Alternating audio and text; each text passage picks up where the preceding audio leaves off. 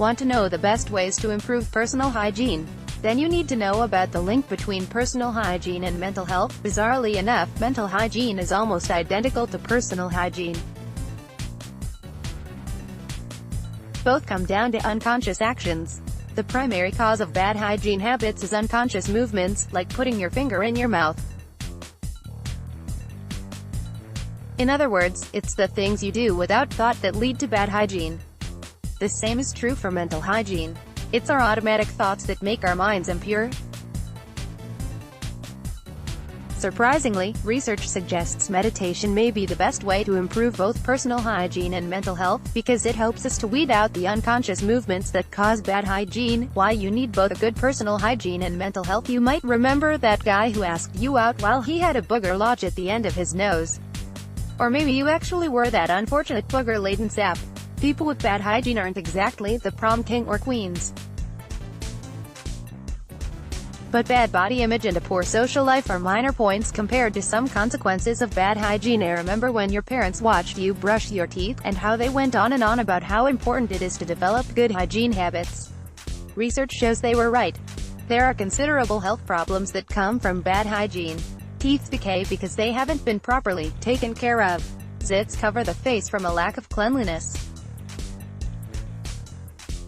Worse, you put an unclean finger in your mouth and spread a nasty virus to your intestinal tract. Just take a look at the sheer number of health problems caused by bad hygiene. An alarming number of symptoms of bad hygiene: smelly feet, athlete's foot spots, tooth decay, gum disease, cold, flu and other viruses, streptococcus, urinary infection, boils, gum disease, ringworm, body lice, depression, food poisoning, trachoma, skin infections, gastroenteritis, giardiasis, scabies, pediculosis, hookworm infection, salmonellosis, typhoid, hepatitis A, staph infection, livestrong. There are more than 30 serious health problems caused by bad hygiene. Seriously, wash your hands, guys. Actually, you need both personal hygiene and mental health. Not only is it important to have good hygiene for your body, it is also important to have good mental hygiene. Mental health. Julie Hirsch is a leading authority on the subject of mental hygiene, and the author of the eye-opening and highly recommended book, Struck by Living, From Depression to Hope. Julie tells us, what is mental hygiene? Each person's answer will be unique, but there are some things necessary for every plan.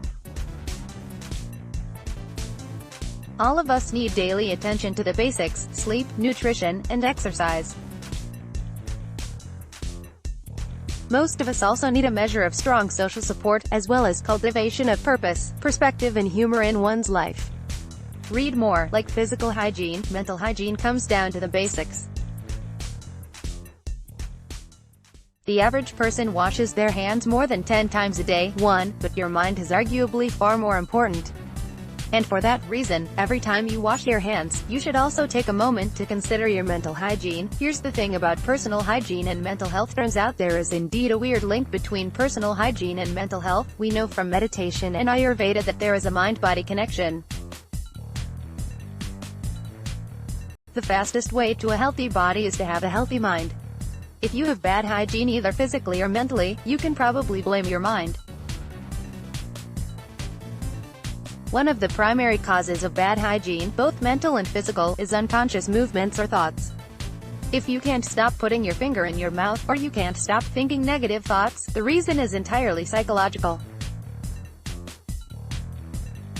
Simply consider the amount of times you unconsciously scratch a part of your body without washing your hands first.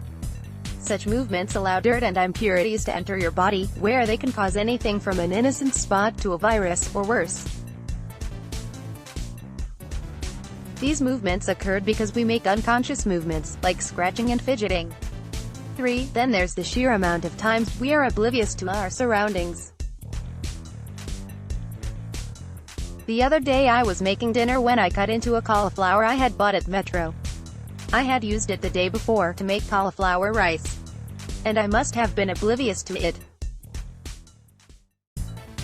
Because this time when I looked at the cauliflower I found an entire swarm of tiny green maggots residing in it. Eating maggots? Not good hygiene, and entirely caused by a monetary lack of awareness. Then there's the number of times you've accidentally touched a dirty, well, anything. You can say that cleaning up is the key to good hygiene. but the average person is in their own home for less than half the day. 4. The majority of the time we are in public spaces or at work, where we have limited control over our surroundings. Cleanliness is not the key. The key is being aware of where you're putting your hands. In other words, being more mindful. More on this in just a sec. Now consider the amount of unwanted thoughts that swarm in your mind like flies. Scientific research shows the average person thinks 70,000 thoughts per day. 56,000 of those thoughts contain negativity. Those negative thoughts are a chief cause of depression and anxiety. And scientific research shows that depression and anxiety are leading causes of bad personal hygiene. 5. Cut the problem off at the source, the negative thoughts, and you cure the problem. Are we starting to impress on you the link between personal hygiene and mental health yet? Why mindful people have the best of both personal hygiene and mental health. So by now you realize there is a direct link between personal hygiene and mental health. People who have high levels of mindfulness also have good hygiene habits. The key to stopping both bad mental hygiene and bad physical hygiene is to become more conscious of what is occurring in your mind and your body. The best way to stop bad hygiene habits is to simply be more aware of them. If we were aware of the fact that we just touched a table a bug was walking on and now we're putting our fingers in our mouths, we would probably stop. If we were aware of the negative thoughts corrupting us every day, and the fact that they were taking a toll on our mental well-being, we would take progressive steps to start thinking positively. The key in both cases is simple: being aware of the bad habits we have. Because the moment we are aware of what we are doing, we are able to change those behaviors. We need to be more aware, more conscious. And the key to being more conscious is developing mindfulness. To improve both personal hygiene and mental health, practice mindfulness. You want the best of both personal hygiene and mental health. And mindfulness is the key to getting there. Imagine the difference it would make if you could stop the unconscious movements and thoughts that create bad habits. Imagine not fiddling with your face and hair. Imagine not scratching. Imagine not thinking all those negative thoughts. Imagine no longer touching all those sources of dirt and bugs that get into your body. It's possible. All it takes is an increase in awareness. In other words, it takes an increase in mindfulness. Mindfulness is the state of living in the present moment with complete awareness.